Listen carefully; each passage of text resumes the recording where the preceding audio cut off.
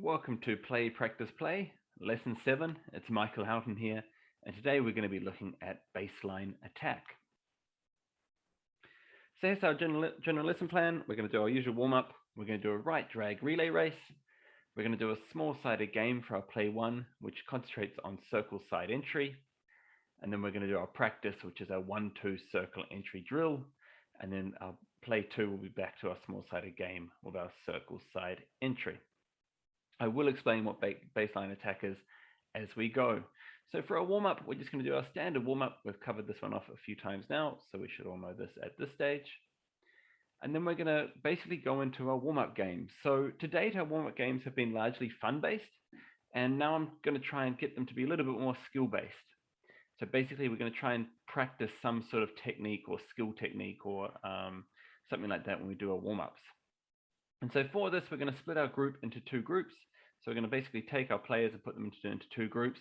Ideally, we want maximum 4 to 5 on each station. I'll explain that in a second. So if you do have a group with a lot of players, then just set up more stations. So let's run over and have a look. So basically with this, we're basically going to put our players at the starting cones here. And these are our stations. So one of these is a station. So set up as many as you need to. You'll see that I've used two different cones, and basically in this case, I've got a blue cone that's kind of put down. These might be 1.5 meters to 2 meters apart, and then I've got a red cone to the right of it. These are about 1 meter apart here. All right, it doesn't matter what color the cones are, obviously, but what I would say is if you can use the same color, it's going to make explaining this a little bit easier, and I'll explain why. What we want to do is we basically want each player, so our first player will start with a ball. The player is going to dribble to the left cone, which in this case is the blue cone. They're going to get to the ball. They're going to fake the ball left. So it looks like they're going to go left. All right, so they're going to turn their stick over, faking a left turn. And then they're going to come back and turn their stick to the right and drag their stick to the right.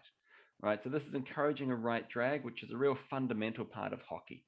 All right, it's the easiest way for us to beat a defender because we're beating the defender on their non-stick side.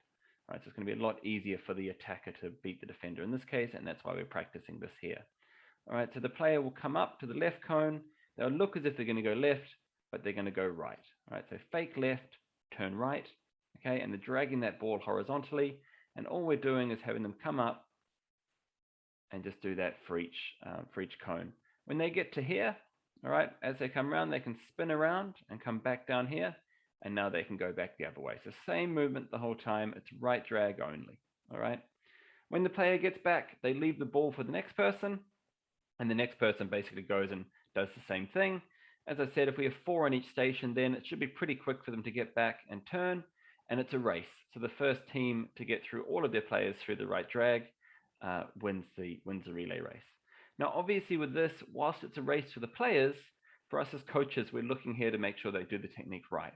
Okay, so we want to make sure that they do get the drag all the way across. It's really such an important skill set to have. It's one of the biggest fundamental ones in hockey to teach. So let's just make sure our players get that right. Once they've gone through that, we can then introduce some other relay races here. So there's another one here where we can introduce some 3D skills. So a 3D skill is where we try and get the player to put the ball in the air slightly.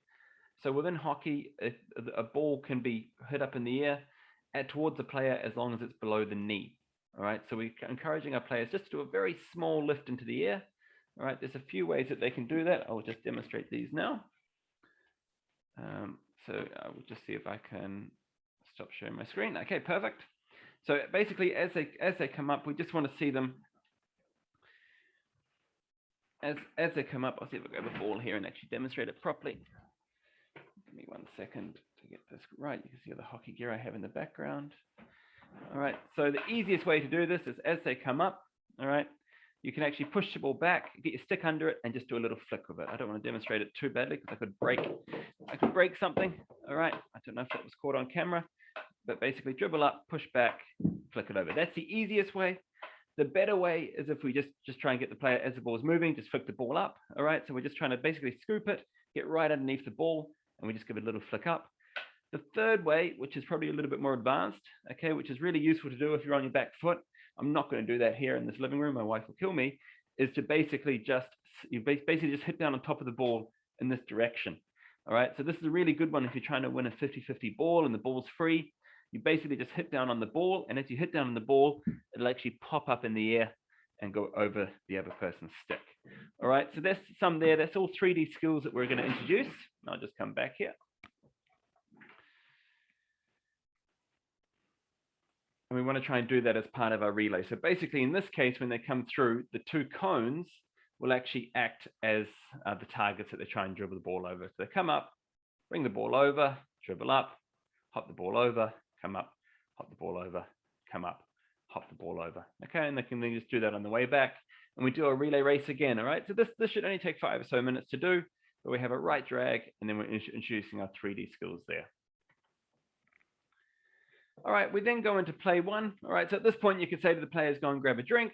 Okay, we then set our players up into, again, small-sided games, 4v4, 5v5, or 6v6. And what we want to do here is that we want to have an out-of-bounds area. Okay, so I'll explain this in a second. And it's probably important to note that this is somewhat realistic of a game, because sometimes in a game, a team might have a really strong center back, and the coach might say, let's pass around this player rather than through. All right, so I'm going to try and show this explanation. Okay, this looks a little bit more complicated than it actually is. That's probably because I've added the players. So you see I've got the players here. I'm just actually going to remove the players for a second. I'll bring the ball back.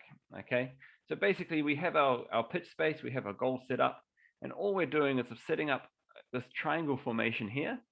All right, and we're basically saying to the players, and there's a couple of ways you can do it, but we're basically saying to the players, I would initially say you can't dribble the ball through there. I'm usually happy for them to pass through it, but it just depends on how it goes. All right, so basically they're not going to bring the ball in here, and they're not going to bring the ball in here. Now, the defensive team can. There's no issue why the defensive team can't. It's only when the player is attacking the circle. All right, so basically if a player is here with the ball, we want them to look to go this way or to go this way. All right, that's basically where we're looking. We're trying to get them to not go through the middle. All right, now if your players are really struggling to get this concept, and maybe they're passing the ball through here, which I don't mind initially, then maybe just make a constraint that you also can't pass in there. But I would say ideally just saying no dribbling through there and no receiving the ball in there is probably sufficient. If a ball goes through there as a pass, that's probably okay.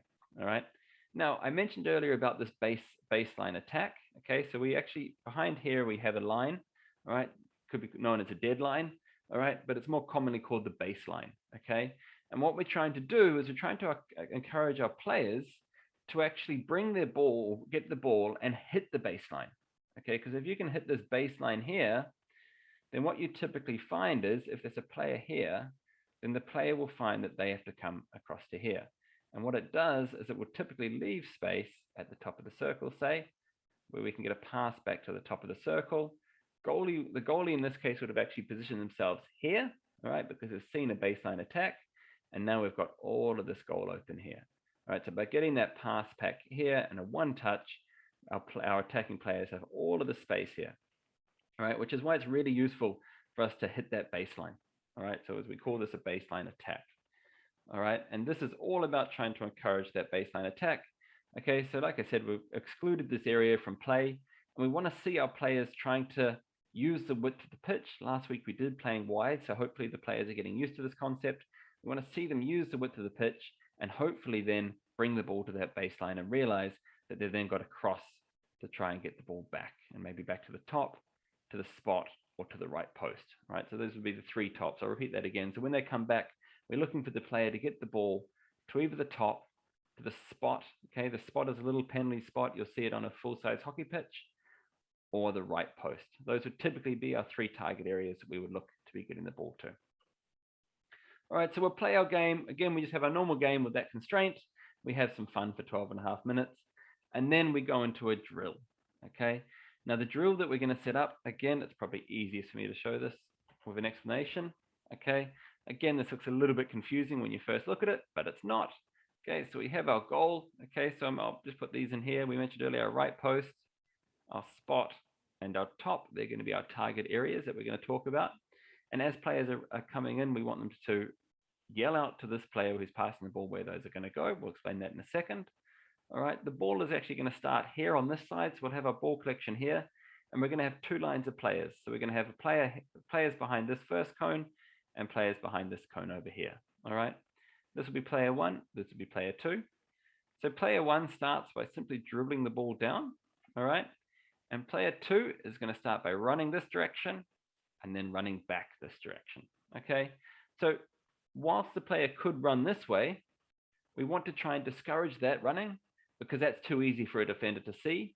And chances are, if there was a defender here, they would just run alongside them.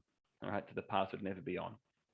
All right. So we're deliberately introducing the concept of leading. All right. That's known as leading by doing a leading run away. All right. Which would, in theory, if there was a defender, it would drag the defender towards the middle, which is naturally where they're going to run. And then suddenly the player darts off at this direction at the last second. So this player is going to run down this line towards this cone. As they get towards this cone, they're going to pass the ball this direction. All right. And the player then is going to, player 1 is going to continue to run down this way. Once player 2 receives the ball, right, we want to look for them to make a diagonal or a through pass. Okay, so they are then going to give a pass, nice firm through pass down this direction. Okay, so you can see we are hitting, in this case, the right side baseline. Once player 2 is given that pass, they will run towards the circle where they will either go to the top, to the spot, or to the right post. All right, I'll just remove those lines for a second. Once this player has the ball, they can dribble in with the idea of looking to make one of 3 passes. Okay, and obviously once that pass is given, then player 2 can shoot for goal. Okay, so I'm going to explain that again because I feel like that needs a second explanation just to make sure that we have it. So we're going to have half our players on this cone, half our players on this cone. All right, so this is player 1, this is player 2. Obviously when the players come back, they can swap to the other side. Player 1 will dribble down to this cone, while at the same time, player 2 is going to run this direction. Player 1 gives a square pass to here. Okay, so player 2 now has the ball. Player 1 runs down to the far cone here. Player 2 gives a nice through pass, ideally a weighted pass that the player 1 can collect while they're running. Player 2 then runs into the circle. They identify one of the spots that they want to stand. Player 1 comes back around the baseline here and looks to give a pass, and player 2 shoots. All right. This is relatively common. All right. I would be looking as a coach at senior level, I would be looking for my players to be adapting these 1-2s, hitting the baseline and getting across. All right. So this is really a fundamental movement. I know sometimes I say it, even at say under 8 level, this does seem extreme, but if we get our players used to this movement and feeling, then it's going to be really beneficial. All right. There was a last point I wanted to make. Yes, the last point I wanted to make, and this is really, really important. So once we've done this for 5 minutes, we can actually add a defender in here. Okay, so we can put a defender in here, and we want to tell our defender to go to the ball carrier. This is really, really important. It's a concept known as attack the attacker. Okay, in hockey, sometimes in other sports like football, you can get away with standing a little bit back and waiting. All right, but in hockey, we need to encourage our defenders to go to the ball carrier. All right, so we're going to add this defender in here. Okay, so player 1 is going to make the pass. All right, and now what we want to do is we don't want them, player 1 is going to make the dribble here, and then they're going to come up to where they're going to make the pass. We want to try and encourage our players to identify when they should pass the ball. Okay, so so many times in hockey, we see players make wrong decisions because they either pass too early or they dribble for too long. All right, and really, we can ask our players this question, particularly in older hockey: when should we dribble, and why should we stop dribbling? And the answer is very simple. We dribble the ball to draw in a player. All right, so in this case, in this drill, player 1 is dribbling down here. We want to see this defender move in this direction, and then we want to see this player give a square pass once the defender has actually made this move. If you see the defender, lost one of them. If you see the defender go this direction, then we actually want to see our player continue to dribble down this way, or ideally even start moving towards this way. All right, so it's really important that whilst this is a drill, we also encourage our players to make the correct decision. And if we see the defender do the wrong thing, that the player realizes that, because this is going to force our defender to go, right, yeah, I do need to go to the ball carrier. Okay, so again, this is a little bit more advanced and maybe something just for older players, but it's really important to take note of that the reason that we dribble is to draw the player in, and we give our pass ideally at the right time before the player gets to us, but at a point where we've actually freed up another player somewhere else. Okay, so this is kind of fundamental stuff. I will be covering this off in the next few lessons anyway, but it is fairly important. Okay, we then go back into our small-sided game. Again, we now try and give our examples. So when we see, well done, Johnny, you've just done exactly, that was done exactly like the drill. Good stuff. Okay, we want to be talking about that. And I mentioned it earlier about the passes, spot, top, or post. All right, so we're going to be making sure our players are getting in the right position.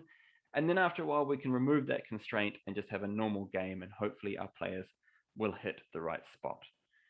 All right, so guys, I apologize if this ran a little bit longer than normal. There was a lot of stuff to cover here, but a lot of technical stuff as well.